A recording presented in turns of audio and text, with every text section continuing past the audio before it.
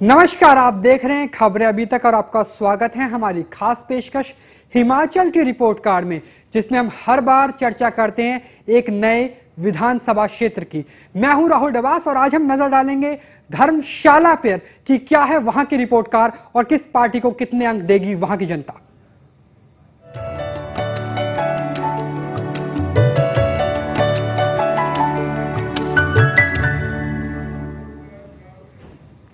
धर्मशाला की अगर बात करें तो सबसे पहले बात की जाए धर्मशाला के इतिहास की, तो धर्मशाला का नाम सबसे पहले भवानी शक्तिपीठ के लिए लिया जाता है, यानी मां दुर्गा की मेहर, मां दुर्गा की कृपा रहती है इस घाटी के लिए, इस इलाके के लिए।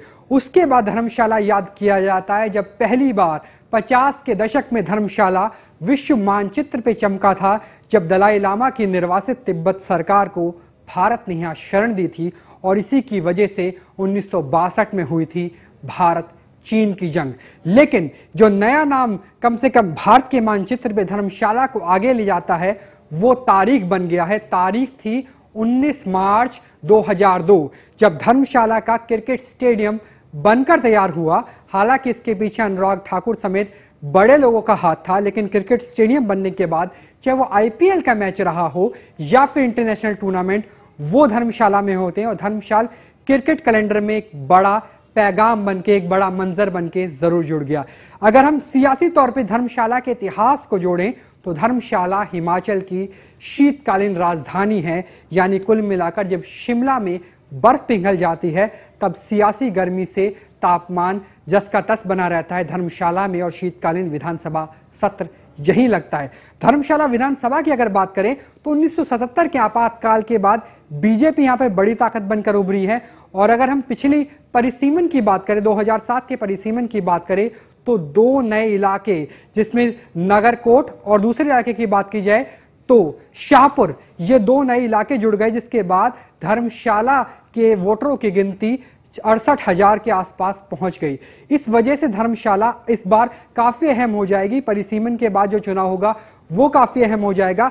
अगर हम धर्मशाला की सियासी गणित को देखें तो किशन कपूर जो जीतकर आते हैं बीजेपी की तरफ से, किशन कपूर उद्योग मंत्री बने, यहां से जीतकर आए हैं। और अगर हम बसपा की बात करें तो जनरल विजय सिंह की वजह से ही किशन कपूर जीतकर आए। विजय सिंह पहले कांग्रेस में हुआ करते थे, कांग्रेस के बाद बसपा में शामिल हुए। और बसपा के लिए एक कहावत सियासी जगत में की जाती है कि जब बसपा जीतती है तो उसका फायदा बीजेपी को होता है, लेकिन जब वो हारती है तो उसका नुकसान कांग्रेस को उठाना पड़ता है। तो धर्मशाला की अगर हमने बात करी, धर्मशाला में हम जानते हैं कि वहां के लोगों का, खासतौर पर हम युवाओं की बात करें, पब्लिक की बात करें, पब्लिक का क्या कहना है, उनका रुख क्या है धर्मशाला को लेकर, वहां के मुद्दों को लेकर।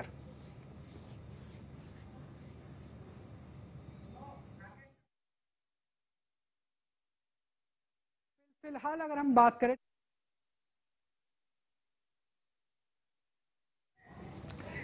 हम धर्मशाला की बात करें, क्योंकि किशन कपूर वहां से जीते हुए हैं, राकेश शर्मा बीजेपी के प्रभारी हैं। अगर हम बात करें बीजेपी मीडिया मंडल के प्रभारी है धर्मशाला से, वो हमारे साथ जुड़ चुके हैं। शर्मा जी, स्वागत है आपका खबरें अभी तक की खास पेशकश हिमाचल की रिपोर्ट कार्ड में। धन्यवाद जी।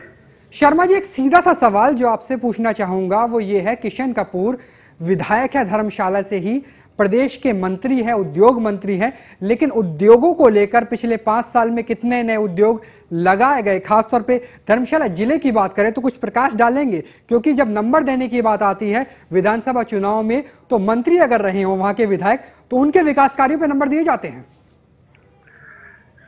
ऐसा है कि उद्योग जिला कांगड़ा में संसारपुर टेरेस है, वहाँ लगे हैं और बहुत अच्छे उद्योग चल रहे हैं। कुछ ये लोकल उद्योग भी, एक पिछले 2 हफ्तों में ही एक बिरोजा फैक्ट्री का उद्घाटन हुआ जो मंत्री जी ने स्वयं गए थे वहाँ पे, और छोटे छोटे उद्योग काफी लगे हैं। और बद्दी बरोटी वाला में काफी जो उद्योग हैं उनको जो प्लान कर रहे थे यहाँ से, जो 2098-2003 की सरकार में जी अपने प्रदेश की सरकार थी और केंद्र में सरकार रही अटल जी की, जो औद्योगिक पैकेज दिया था वो बंद कर दिया कांग्रेस कार्यकाल में।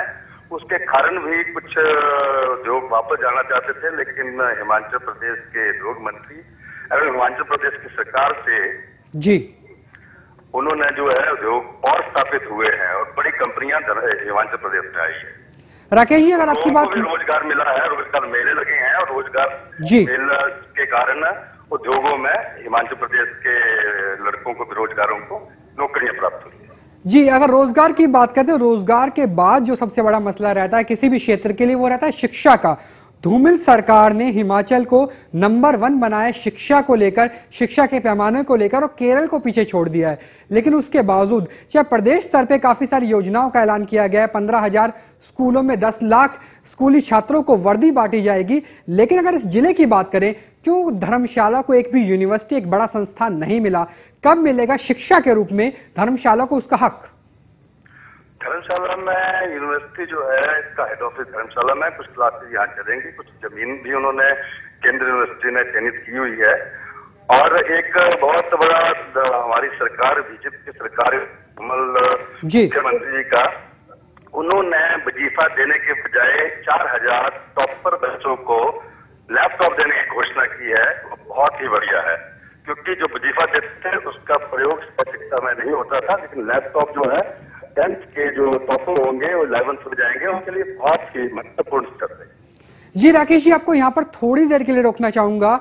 विजय जी हमारे साथ जुड़ चुके हैं, अध्यक्ष है जिला कांग्रेस के।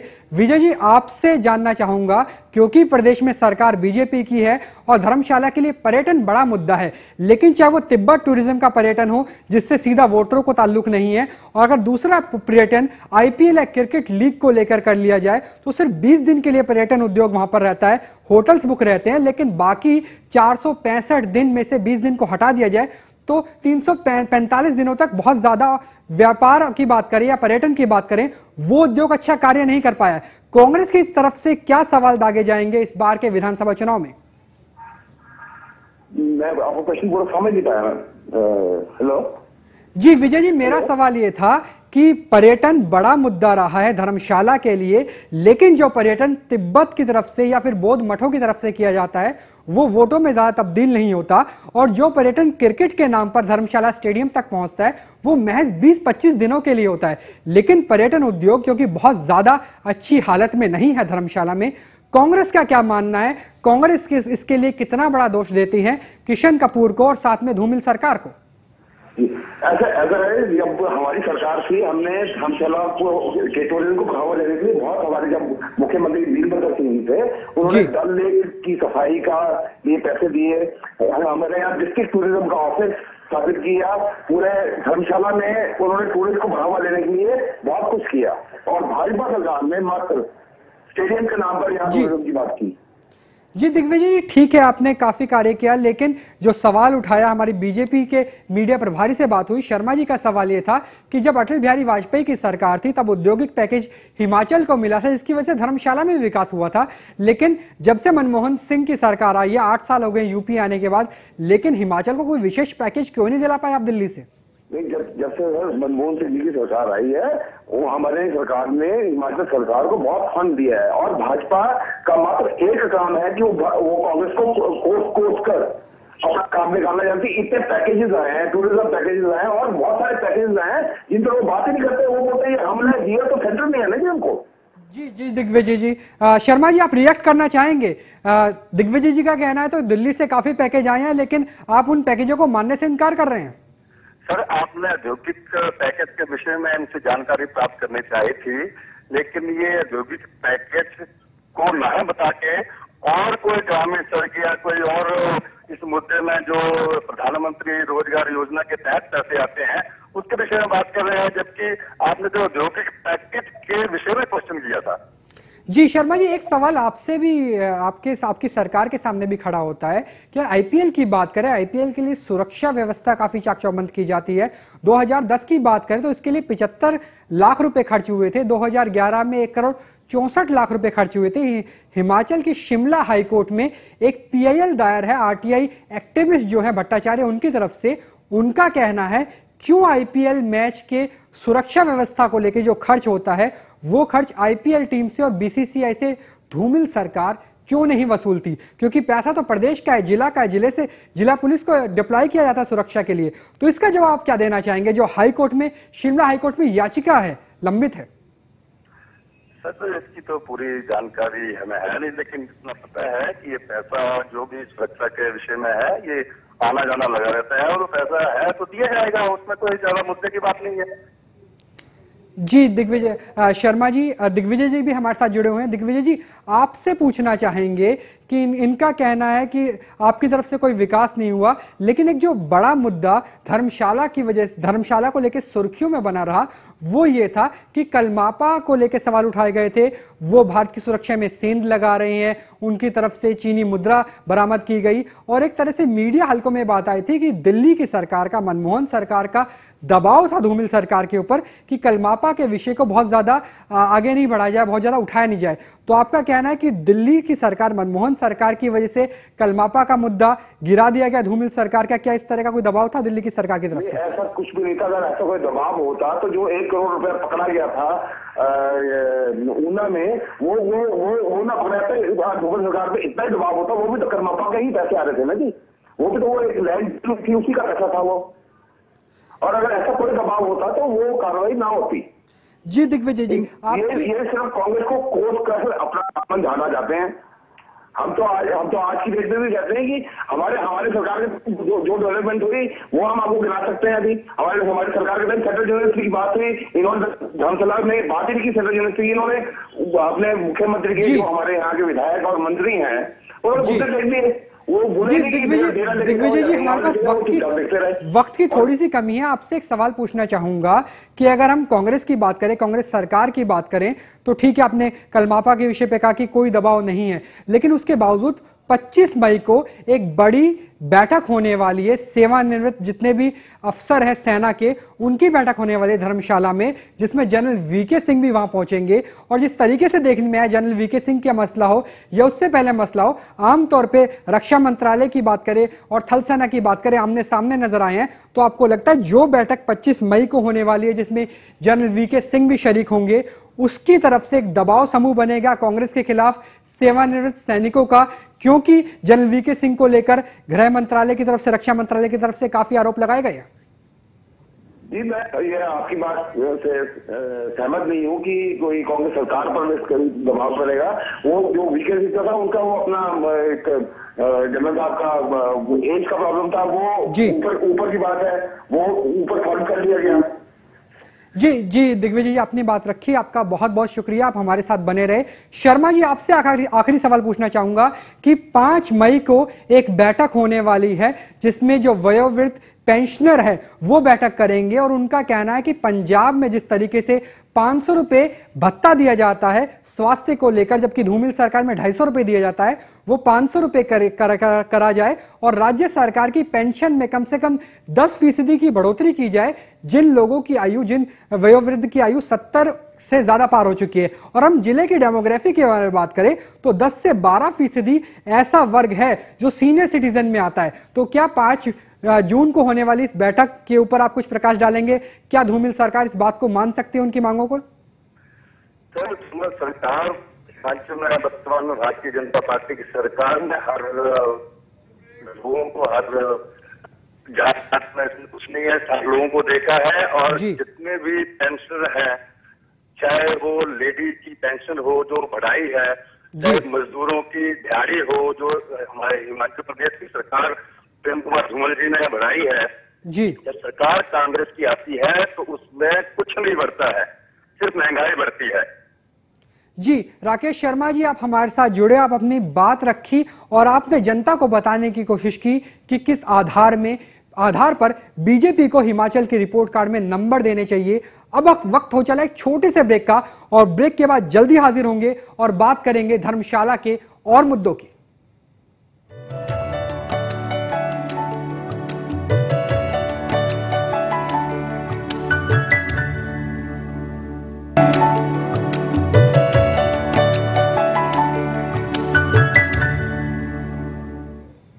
हिमाचल की रिपोर्ट कार्ड में फिर से आपका स्वागत है। आज हम बात कर रहे थे कि किस दल को धर्मशाला की जनता कितने नंबर देंगे। जो 2 बड़े मुद्दे छूट गए हैं उसके बारे में हम बात करेंगे कि क्या शांता कुमार और धूमिल सरकार का लोकपाल अन्ना हजारे और बाबा रामदेव के लोकपाल से कितना अलग है और अन्ना और बाबा फैक्टर कितना ज्यादा स्थापित रहेगा इस बार चुनाव में। और साथ में हम बात करेंगे सुरक्षा व्यवस्था को लेकर, क्योंकि दलाई लामा ने खुद को जान का खतरा बताया, अपनी जान का खतरा बताया चीनी एजेंसियों से। लेकिन सबसे पहले हम सुनते हैं उन लोगों की आवाज, उस जनता की आवाज जो मतदान करके फैसला करेगी कि किसको कितने नंबर मिले। धर्मशाला की रिपोर्ट कार्ड में धर्मशाला में मात्र एक दलाई लामा का मंदिर ही है जो विश्व विख्यात है और उसी को लेकर के बहुत सारे टूरिस्ट यहाँ आते हैं। तो दोनों ही पार्टी यहाँ आई, लेकिन आज दिन तक इन दोनों पार्टियों ने पर्यटन के मामले में कोई ऐसा खास कदम नहीं उठाया ताकि और ज्यादा पर्यटन को बढ़ावा मिल सके। सर, जो मेन समस्या धर्मशाला में पार्किंग और ट्रैफिक की बहुत ज्यादा है।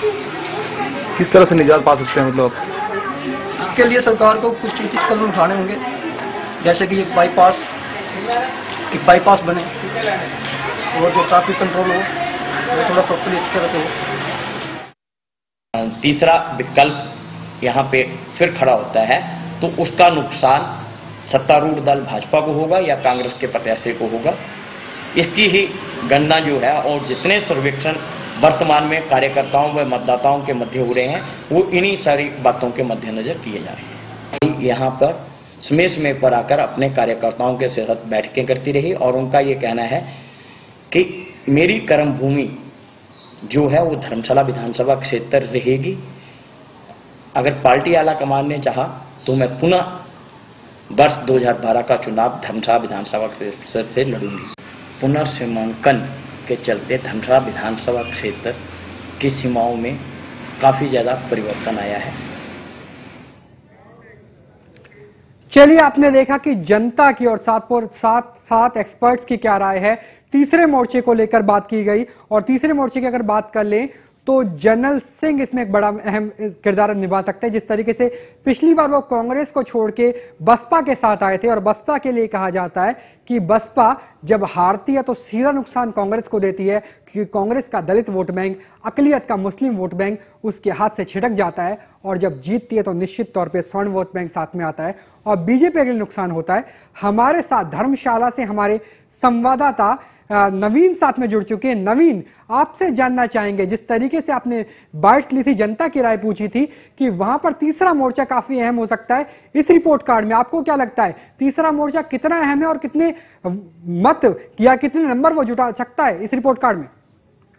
जी हाँ, देखिए, जिस तरह से हम बात करें दोनों पार्टियों की, यहाँ पे विकास के नाम पर यहाँ पे सिर्फ एक क्रिकेट का स्टेडियम धर्मशाला में बना है और विधानसभा का भवन यहाँ बना हुआ है, लेकिन ये स्टेडियम और भवन जो है ये सिर्फ 4-5 दिन के लिए ही होते हैं। जब सरकार यहाँ पे आती है सर्दियों में तब यहाँ पे भीड़ होती है और आईपीएल की स्टेडियम में जिस तरह से मैचेस होते हैं तब यहाँ पे काफी भीड़, काफी जनता जुटती है। उससे स्थानीय लोगों को, धर्मशाला के लोगों को सिर्फ समस्या मिलती है, भीड़ मिलती है। जिस तरह से कल भी हादसा हुआ मैकआउटगंज में, रात को देर रात शराब पी के आए हुए दर्शकों ने हंगामा किया। तो विकास के नाम पे हम सिर्फ उन्हीं चीजों को देख सकते हैं। नवीन, आपका कहना है कि सिर्फ विधानसभा भवन बनाने से या क्रिकेट का स्टेडियम बनाने से विकास नहीं होगा, खासतौर पे तब जब 1,64,00,000 रुपए सरकार का अपना पैसा लगा, जनता का अपना पैसा लगा आईपीएल के मैच को सुरक्षा देने में। दूसरा सवाल यहां खड़ा होता है, अगर लोकपाल की बात की जाए, लोकायुक्त की बात की जाए, जो शांता कुमार का या धूमिल सरकार का लोकायुक्त बिल है और जन लोकपाल बिल अन्ना हजारे का है, उसको लेकर क्या वहां की जनता सोचती है? क्या अन्ना फैक्टर और बाबा रामदेव का फैक्टर कुछ चल सकता है इस बार रिपोर्ट कार्ड में?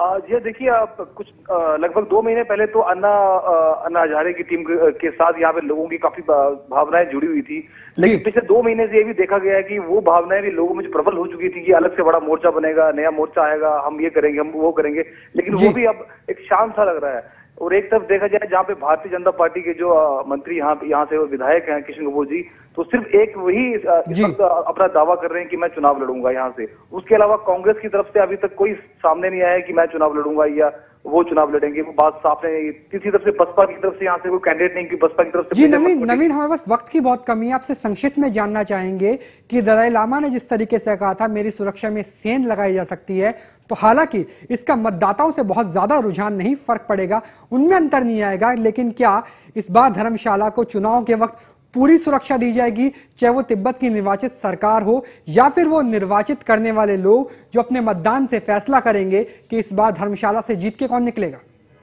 जी हाँ, बिल्कुल। आम जनता ने मतदान करना है और सोच समझ के करना है। इस बार इतना तो तय है कि जनता जो है जागरूक हो चुकी है लगभग यहाँ की, और इस बार जो भी मतदान होगा वो सही रूप में सही माने का मतदान होगा। जी नवीन, आप हमारे साथ जुड़े, आपने तमाम जानकारियां दी और त्रिकोणीय समीकरण के बारे में बताया, आपका बहुत बहुत शुक्रिया। अगर हम धर्मशाला की बात कर ले तो 16 मई, अब से कुछ ही दिन पहले 3 बड़े नेता, 3 मुख्यमंत्री जुटे थे धर्मशाला में एक आईपीएल का मैच देखने के लिए, चाहे वो कश्मीर के मुख्यमंत्री उमर अब्दुल्ला हो, धूमिल हो खुद प्रदेश के मुख्यमंत्री, या फिर डिप्टी सीएम पंजाब के सुखबीर बादल हो। लेकिन महज चेहरों के जुट जाने से, महज विधानसभा बन जाने से और महज एक स्टेडियम बन जाने से ना तो जनता को रोजगार मिलता है, ना शिक्षा व्यवस्था में कोई बड़ा बदलाव आता है। इस बार जनता फैसला करेगी कि अगर बसपा समेत कोई तीसरा दल भी मोर्चे में होता है तो उसके बावजूद कांग्रेस और बीजेपी में से किसको वो ज्यादा नंबर देकर रिपोर्ट कार्ड में अव्वल बना के डिस्टिंक्शन देकर इस बार धर्मशाला विधानसभा सीट से विजयी बनाते हैं। अभी तक के प्रोग्राम के लिए, रिपोर्ट कार्ड के लिए आपने देखा, इसका शुक्रिया। कल फिर एक नए विधानसभा क्षेत्र के साथ आपसे होगी मुलाकात। नमस्कार।